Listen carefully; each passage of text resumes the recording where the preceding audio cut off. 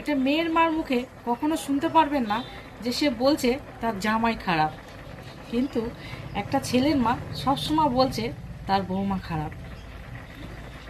একটা মেয়ের মা সবসময় তার মেয়েকে বোঝায় যে বাবা, সংসারের মধ্যে গণ্ডগোল অশান্তি লেগেই থাকে, সেটাকে মানিয়ে গুছিয়ে নিয়ে চলার চেষ্টা কর। কিন্তু ছেলের মা সবসময় চায় যে ছেলে বৌমার মধ্যে সবসময় গণ্ডগোল বাঁধুক। এটাই হলো মেয়ের মার পার্থক্য আর ছেলের মার পার্থক্য। শাশুড়ি মারাই একমাত্র শুধু ব্রাহ্মণের মেয়ে হয়, যার কারণে বৌমাদের সবসময় মানিয়ে গুছিয়ে নিয়ে চলতে হয়। এত কিছু চলার পরেও লাস্টে কি হয়?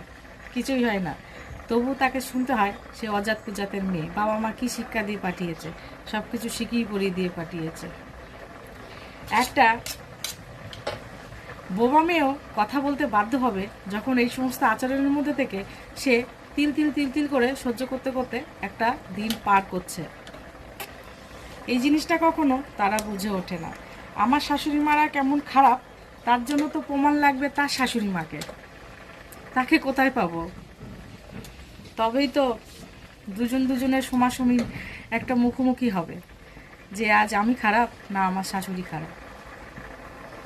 বন্ধুরা, ঠিক বললাম কিনা জানিও।